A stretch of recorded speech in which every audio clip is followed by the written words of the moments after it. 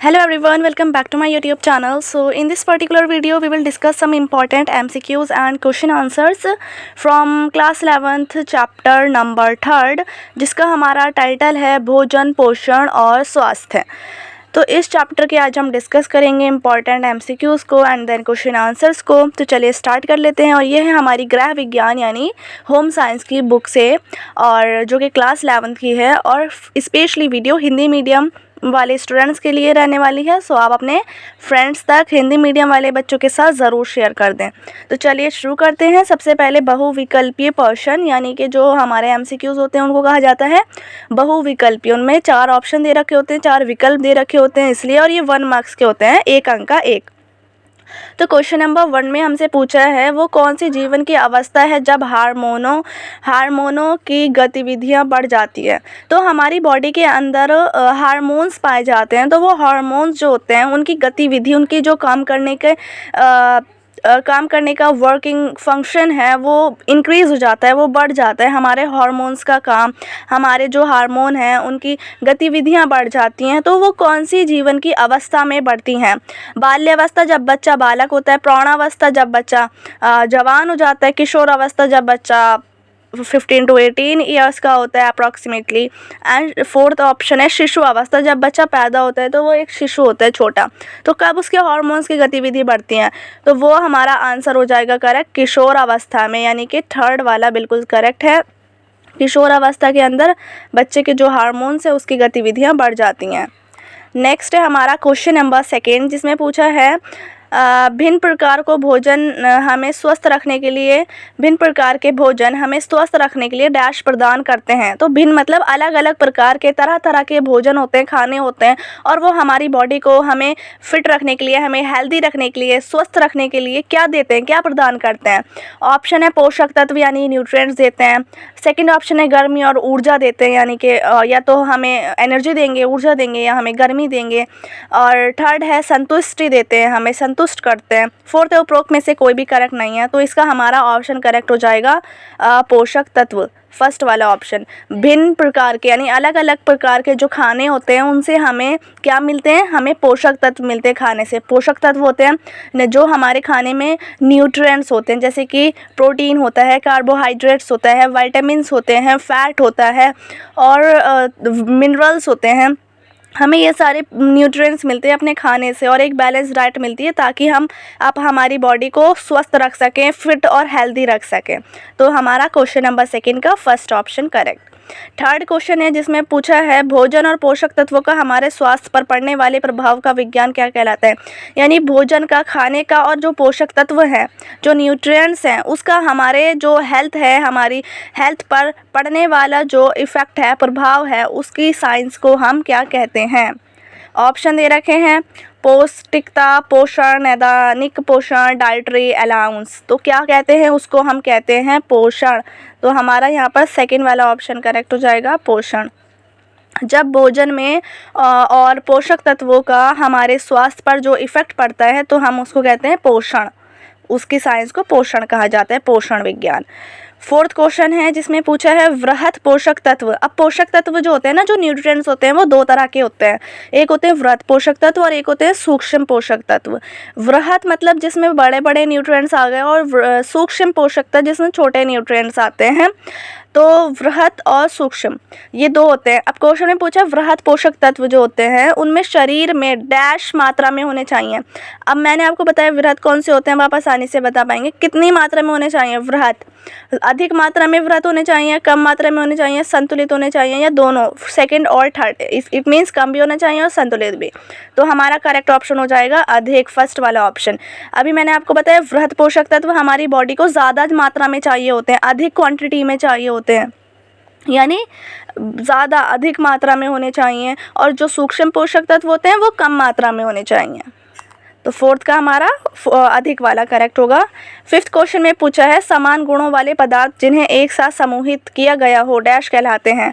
समान गुणों वाले पदार्थ एक ऐसे पदार्थ, कोई भी एक ऐसा सब्सटेंस जिसमें समान गुण हो। समान गुण मतलब एक सेम क्वालिटी के, उसमें सेम क्वालिटीज़ हों किसी भी सब्सटेंस में, जिन्हें एक साथ समूहित किया गया हो, एक साथ इकट्ठा किया गया हो, वो क्या कहलाते हैं?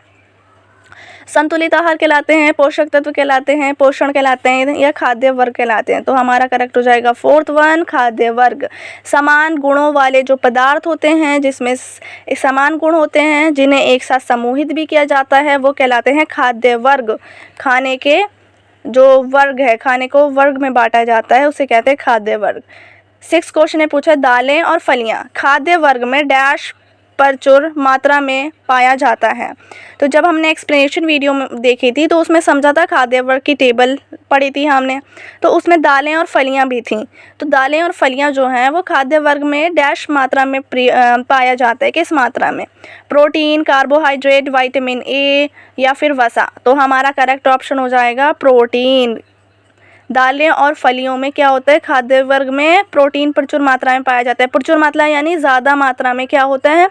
खाद्य वर्ग में अगर दालें और फलियों को लो तो दालों में और फलियों में जो ये सब चीज़ें होती हैं, इनमें प्रोटीन एक्स्ट्रा होता है, प्रोटीन अच्छे से पाया जाता है। 7 क्वेश्चन में पूछा है 1 ग्राम वसा से हमें डैश किलो कैलोरी ऊर्जा प्राप्त होती है। यानी अगर हम 1 ग्राम वसा लें, फ़ैट 1 ग्राम ले लें, कुछ 1 ग्राम खाने की चीज़ खा लें जो जिसमें फ़ैट हो, तो हमें कितने किलो कैलोरी ऊर्जा प्राप्त होगी? ऊर्जा यानी एनर्जी। कितने kilo, how many KGs we gain energy in calories. So कितने होंगे? 4 kg, 9 kg, 6 kg या 7 kg। तो करेक्ट ऑप्शन हो जाएगा हमारा 9 kg। 9 kg हमें क्या मिलेगी? यहाँ पर ऊर्जा मिलेगी, ऊर्जा कैलोरी मिलेगी 1 ग्राम वसा से। क्वेश्चन नंबर 8 में पूछा है कच्ची सब्जियों और फलों से हमें डैश मिलता है। क्या मिलता है कच्ची सब्जियां खाने से और फल खाने से? फर्स्ट ऑप्शन है रेशा, छिलका। रेशा मिलता है, छिलका, जिसको हम इंग्लिश में क्या कहते हैं? रेशा और छिलका को फाइबर, इंग्लिश में हम कहते हैं फाइबर। तो रेशा या छिलका या रेटिनॉल मिलता है, और या फिर रेटिनॉल किसे कहते हैं? विटामिन का नाम है। अब ये कौन से विटामिन का नाम है, ये आप मुझे कमेंट सेक्शन में बताएंगे। थर्ड ऑप्शन है विटामिन डी मिलता है। फोर्थ ऑप्शन है प्रोटीन मिलता है। तो करेक्ट ऑप्शन हो जाएगा हमारा यहाँ पर फर्स्ट वाला, रेशा और छिलका। ये मिलता है हमें कच्ची सब्जियां खाने से और फल खाने से, फ्रूट्स वेजिटेबल से हमें फाइबर मिलता है। 9th क्वेश्चन है लड़कियां विशेष रूप से डैश पीड़ित होती हैं। किससे पीड़ित होती हैं विशेष रूप से? यानी मैक्सिमम गर्ल्स में ये चीज़ रहती है। क्या रहती है? अनीमिया रहती है। अनीमिया को हम क्या कहते हैं? रक्त अल्पता। रक्त अल्पता क्यों कहा जाता है? क्योंकि इसमें रक्त की कमी होती है। अनीमिया एक ऐसी डिजीज़, ऐसी बीमारी है जिसमें मतलब एक जो ब्लड होता है वो कम पाया जाता है। सेकेंड है रतौंधी। थर्ड है स्कर्वी। स्कर्वी कौन से विटामिन से होती है? विटामिन सी से। बेरी होती है विटामिन बी से। ये सब आपको पता होना चाहिए। तो हमारा ऑप्शन करेक्ट हो जाएगा यहाँ पर रक्त अल्पता यानी अनीमिया। ये होता है किससे? मतलब जो ये डिज़ीज़ है, हम कह सकते हैं गर्ल्स में ज़्यादा विशेष रूप से पाया जाता है और लड़कियां इससे पीड़ित रहती हैं। 10th MCQ है जिसमें पूछा है डैश से पीड़ित किशोर अधिक भोजन खाकर उल्टी कर देते हैं। तो जब हमने एक्सप्लेनेशन वीडियो पढ़ी थी तो उसमें समझा था कि किस चीज़ से क्या होता है। कुछ किशोर होते हैं जो किसी बीमारी से पीड़ित होते हैं और वो अधिक भोजन खाते हैं, बहुत सारा खाना खाने की आदत होती है उनमें, लेकिन फिर वो खाना खा के उल्टी भी कर देते हैं फ़ौरन। तो वो कौन सी बीमारी होती है उनमें? एनोरेक्सिया होती है, रतौंधी होती है, बुलिमिया होती है या अनीमिया होती है। तो इसका हमारा करेक्ट ऑप्शन हो जाएगा थर्ड वाला, बुलिमिया। बुलिमिया एक ऐसी बीमारी है जिसमें क्या होता है, इससे पीड़ित जो किशोर होते हैं, जो बच्चे होते हैं, उनमें ज़्यादा खाना खाते हैं, भोजन अधिक करते हैं और फिर उल्टी कर देते हैं। अब हमारे MCQs कंप्लीट हो गए। यहाँ पर हमने 10 MCQs देखे। अब हम देखेंगे जो 1 या 2 मार्क्स में पूछे जाते हैं अति लघु प्रश्न, यानी कि जो शॉर्ट आंसर्स होते हैं हमारे, शॉर्ट टाइप क्वेश्चन आंसर। तो इसमें 11th क्वेश्चन से शुरू हुआ है क्योंकि 10th क्वेश्चन तक हमने MCQ देखे। अब 11th से हम स्टार्ट करेंगे अपने शॉर्ट क्वेश्चंस। क्वेश्चन में पूछा है पोषक तत्व की परिभाषा दें। पोषक तत्व क्या होते हैं? तो आंसर होगा भोजन में विद्यमान वह घटक जिनके शरीर को पर्याप्त मात्रा में आवश्यकता होती है। बहुत इजी है। पोषक तत्व क्या होते हैं?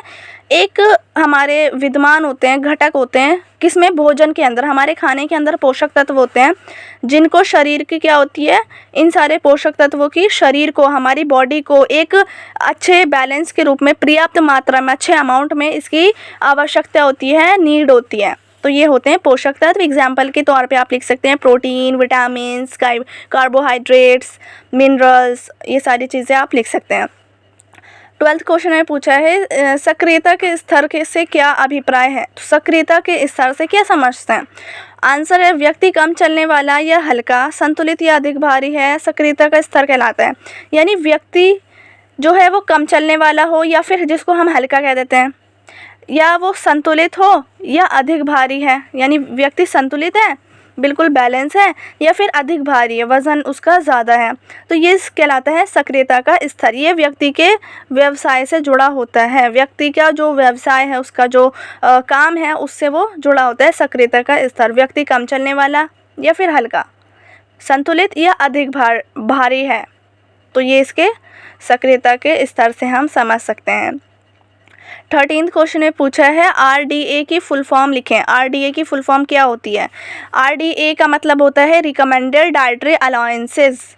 इंग्लिश में कहेंगे RDA को रिकमेंडेड डाइटरी अलाउंसेस, हिंदी में कहेंगे निर्धारित आहार संबंधी मात्रा। तो ये आपको पता होना चाहिए। RDA आवश्यकता से कैसे संबंधित है। नेक्स्ट क्वेश्चन 14th, RDA आवश्यकता से कैसे संबंधित है। तो RDA की जब फुल फॉर्म देखी हमने, तो RDA का एक फॉर्मूला भी होता है। जब हम रिकमेंडेड डाइटरी अलाउंसेस निकालते हैं तो उसके लिए हमें आवश्यकता को प्लस करना होता है अतिरिक्त सुरक्षा मात्रा से। तो इन दोनों को जब हमें कितनी आवश्यकता है, हमें कितनी नीड है, और हमारे लिए एक सुरक्षित मात्रा कितनी है, क्वांटिटी कितनी है, तो नीड को क्वांटिटी से प्लस करते हैं तो RDA यानी हमारे लिए एक डाइट का रिकमेंड हो जाता है चार्ट। तो ये होगी इसकी आवश्यकता से संबंधित। 15th क्वेश्चन ने पूछा है स्वास्थ्य या फिटनेस क्यों ज़रूरी है। हमारे लिए जो स्वास्थ्य है हमारी, या फिर जिसको हम फिटनेस कहते हैं, वो क्यों ज़रूरी है। आंसर है स्वस्थता व्यक्तियों को तंदुरुस्त एवं ऊर्जावान बनाती है। अगर कोई बंदा स्वस्थ होगा, हेल्दी होगा, तो वो व्यक्तियों को क्या बनाती है, तंदुरुस्त बनाती है, एक ऊर्जावान बनाती है। उनमें ऊर्जा होती है, एनर्जी होती है काम करने के लिए। वो अच्छी तरीके से भाग दौड़ के काम कर सकते हैं, ऊर्जा होगी उनके अंदर, एनर्जी होती है, और वो फिट रहेंगे, उनकी बॉडी तंदुरुस्त रहेगी एवं जीवन को चुनौतियों का सामना करने में सक्षम बनाती है। और जीवन में जो भी चुनौतियाँ आएंगी, चुनौती मतलब कोई भी परेशानी आएगी, कठिनाइयाँ आएंगी उनकी लाइफ में, जीवन में, तो उनका वो सामना करने में सक्षम होंगे, वो केपेबल होंगे उसके किसी भी बीमारी के साथ या किसी भी चुनौती या कोई भी परेशानी आ सकती है उनके जीवन में, तो वो उसका सामना करने के लिए केपेबल होंगे, सक्षम रहेंगे। ये होता है, इसलिए ज़रूरी होता है फिटनेस या स्वस्थता। 16th क्वेश्चन ने पूछा खाद्य वर्गों का गठन क्यों किया गया है। तो खाद्य वर्गों का गठन क्यों किया गया है। आंसर है भोजन योजना को सुलभ करने के लिए खाद्य पदार्थों को अनेक वर्गों में बांटा गया है। अब खाद्य पदार्थ मतलब जो खाने की अलग अलग सब्सटेंस होते हैं, खाने की अलग अलग चीज़ें होती हैं, उनको अलग अलग वर्गों में बांट दिया, एक टेबल की फॉर्म में बांट दिया कि ये सारे दालें हैं, ये सारे फ्रूट्स एंड वेजिटेबल्स हैं, तो इनसे हमें ये मिलता है, इनसे हमें ये न्यूट्रिएंट्स मिलता है, तो उनको खाद्य वर्गों में बांट दिया गया है। तो इनका गठन क्यों किया गया है, क्योंकि भोजन योजना को सुलभ बनाने के लिए, खाने की जो योजना है उसको अच्छा बनाने के लिए, ईजी बनाने के लिए खाद्य वर्गों को अनेक वर्गों में बांटा गया है। 17 क्वेश्चन में पूछा है मौसमी फल एवं सब्जियों का प्रयोग क्यों किया जाना चाहिए। जो मौसमी फल होता है और जो सब्जियां होती हैं उनका प्रयोग क्यों किया जाना चाहिए। तो आंसर है हमारा मौसमी फल एवं सब्जियां पौष्टिक एवं आसानी से उपलब्ध होती हैं। जो मौसमी फल होते हैं और जो सब्जियां होती हैं वो इसलिए भी ज़रूरी हैं क्योंकि पौष्टिक होती हैं, उसमें पोषण बहुत होता है, हमारे बॉडी के लिए अच्छी होती हैं। हमें उनसे क्या मिलता है, हमें उनसे फाइबर मिलता है, रेशा मिलता है, और आसानी से भी अवेलेबल होती हैं, उपलब्ध हो जाती हैं, कहीं से ज़्यादा ढूंढना नहीं पड़ता। आई होप आपको समझ आ रहे होंगे ये 17th क्वेश्चन। नेक्स्ट है अब हमारा 18 जिसमें पूछा दूध में कौन से पोषक तत्व नहीं पाए जाते हैं। मतलब दूध एक मिल्क जो है वो एक ऐसा सब्सटेंस है जिसमें बहुत सारे पोषक तत्व होते हैं। उसमें हम प्रोटीन भी कह सकते हैं, उसमें कार्बोहाइड्रेट भी, कहीं ना कहीं हमें कुछ 2-4 पोषक तत्व जो न्यूट्रिएंट्स हैं वो उसमें मिल जाते हैं, चाहे कुछ कम हो चाहे ज़्यादा हो।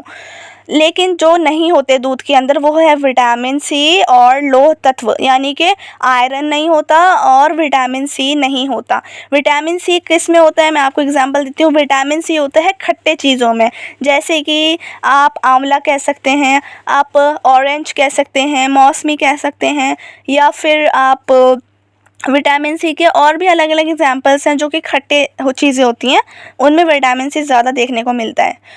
और विटामिन डी हमेशा सनलाइट में सबसे अधिक पाया जाता है।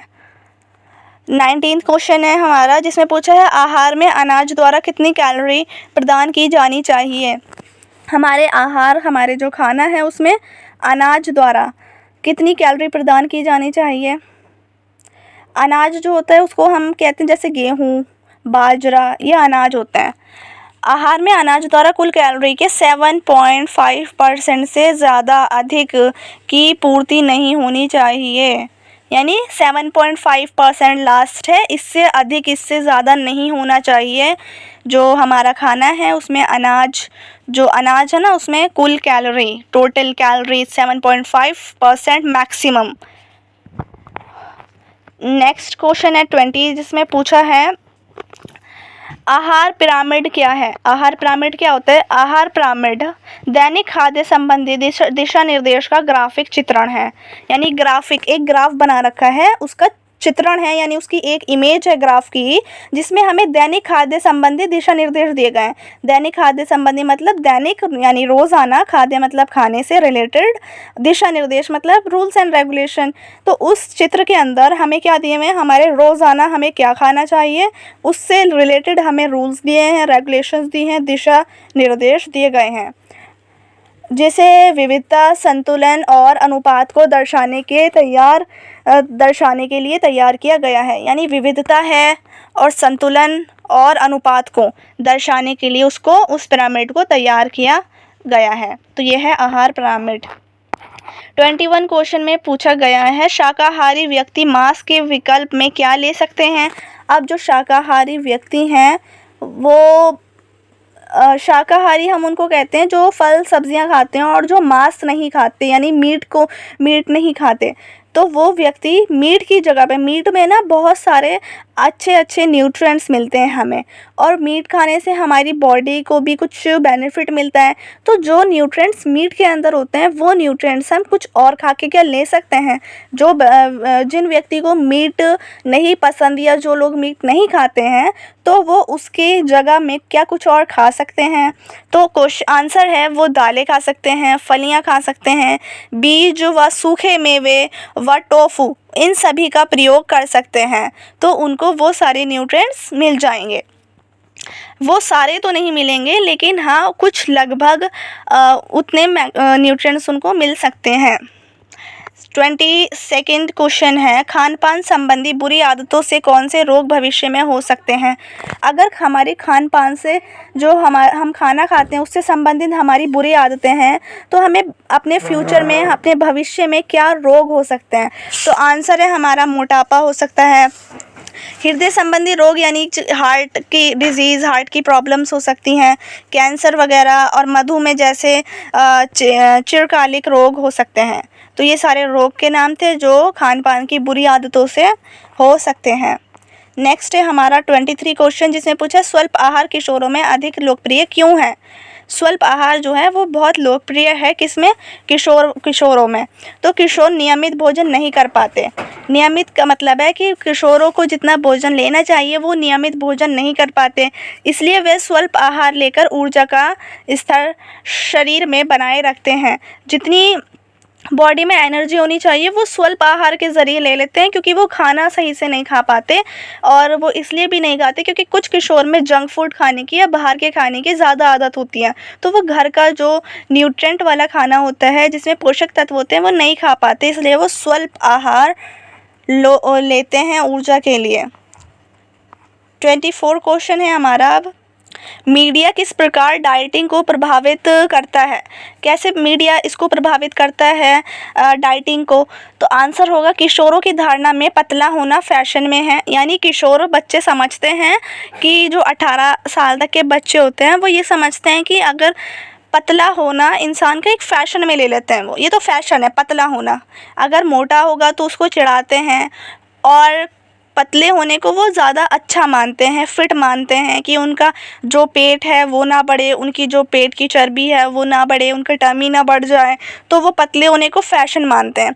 मीडिया में किशोरों को सुंदर शरीर की धारणा और वज़न कम करने की जानकारी मिलती है। और मीडिया में क्या मिलता है, किशोरों को वज़न कम करने की जानकारी मिलती है, वो वज़न कैसे कम कर सकते हैं और सुंदर अपना शरीर कैसे रख सकते हैं। किशोरों में बहुत आदत होती है कि वो अपने बॉडी को पतला रखें और ऐसा रखें अपने शरीर को कि वो सुंदर दिख सकें। तो वो सुंदर कैसे दिख सकते हैं, पतला होकर। तो ये सब उनको मीडिया से जानकारी मिलती है। और मीडिया में उनको एक्टर्स मिलते हैं, एक्ट्रेसेस मिलती हैं, गर्ल्स को स्पेशली एक्ट्रेसेस एक प्रभावित करती हैं उनके लिए पतला होने के लिए और अपनी बॉडी को मेंटेन रखने के लिए। तो ये सब वो सीखते हैं मीडिया के ज़रिए। 25 क्वेश्चन में पूछा है किशोरों के लिए व्यायाम क्यों ज़रूरी है। तो व्यायाम मतलब होते हैं एक्सरसाइजेस, क्यों ज़रूरी है, जो किशोर बच्चे होते हैं उनके लिए। किशोरों के सक्रियता स्तर को उच्च बनाए रखने के लिए व्यायाम ज़रूरी है। किशोरों का जो सक्रियता स्तर है उसको उच्च यानी कि उसको अच्छा बनाए रखने के लिए व्यायाम ज़रूरी है। 26 क्वेश्चन ने पूछा है नशीले पदार्थों का दुरुपयोग किशोरों में कैसे दूर किया जा सकता है। कुछ किशोर जो होते हैं ना, वो एक समय पर बहुत ज़्यादा नशीले पदार्थ का सेवन करने लग जाते हैं, तो इसका बहुत हानिकारक प्रभाव पड़ता है उनकी बॉडी पर।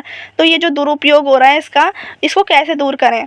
तो नशीले पदार्थों का जो दुरुपयोग है वो पोषण संबंधी हस्तक्षेप क्या क्या करता है, पोषण यानी हमारे जो पोषण मिले उससे हस्तक्षेप करता है, हमारे बॉडी को पोषण देने में उसमें अपना हस्तक्षेप करता है। जो नशीले पदार्थ हैं वो समर्थन और सही परामर्श द्वारा दूर किया जा सकता है।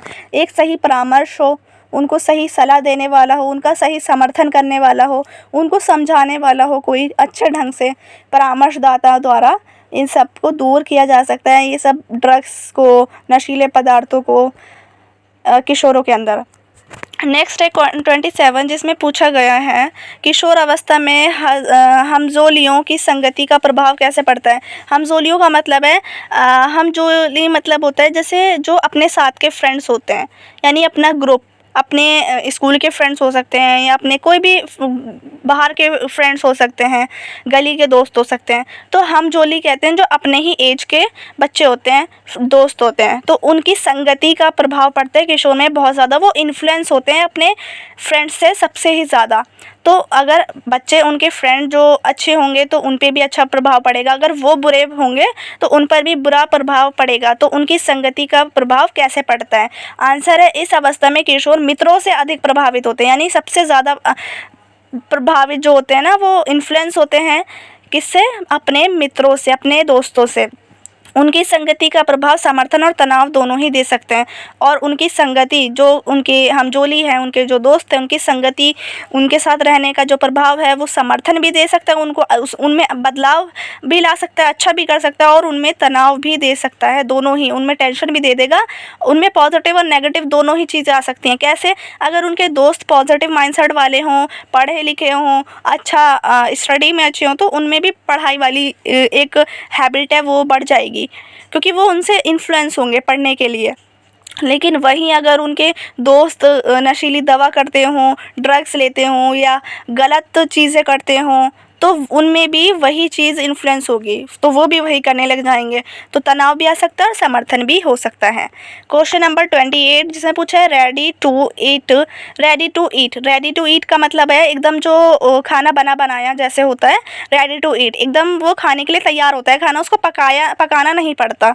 तो तैयार भोजन जिसको कहते हैं, उनको इंग्लिश में कहते हैं रेडी टू ईट। किशोर अवस्था में बहुत लोकप्रिय है ये वाला खाना, वो कैसे है, आंसर है रेडी टू ईट की उपलब्धता किशोरों की खानपान संबंधी आदतों को प्रभावित करती है। किशोर ये लेना अधिक पसंद करते हैं। ऐसा खाना हर जगह उपलब्ध होता है और किशोरों द्वारा कई बार लिया जाता है। ये खाना ना तो उनको बनाना पड़ता है चूल्हे पे, गैस पे, और ना ही उनको कहीं से मेहनत करनी पड़ती है इस खाने को बनाने के लिए। उनको हर जगह उपलब्ध मिल जाता है, हर जगह अवेलेबल होता है ये, और वो कई बार इसका सेवन करते हैं रेडी टू ईट फूड का, जिनको बनाना नहीं पड़ता और जो पहले से ही पैकेट्स मिलते हैं बने बनाए।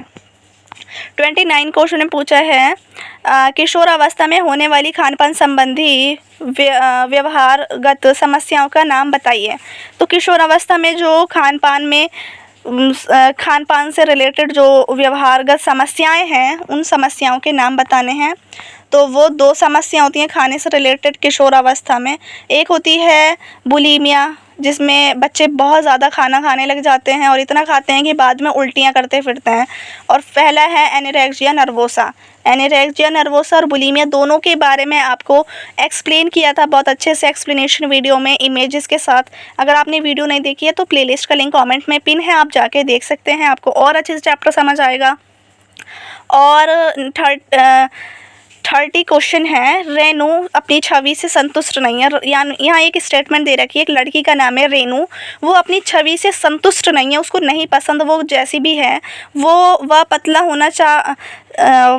होने की चाह में उसने खानपान लगभग बंद कर दिया है। बताइए कि वो किस समस्या से पीड़ित है। यानी रेनू एक लड़की है, उसने क्या किया है, वो जैसी भी उसकी बॉडी है, उसका जो फिगर है, उसका जो भी बॉडी का शेप है उसको पसंद नहीं है। वो बहुत ज़्यादा अपने आप को ऐसा फील करती है कि वो बहुत मोटी है और वो चाहती है कि वो पतला होना चाहती है कि वो हेल्दी हो जाए, फिट हो जाए और पतली से हो जाए ताकि वो अच्छी दिखे। और इसी वजह से उसने क्या करा, अपना खाना पीना बिल्कुल बंद कर दिया। वो भूखा रह रही है पूरे दिन।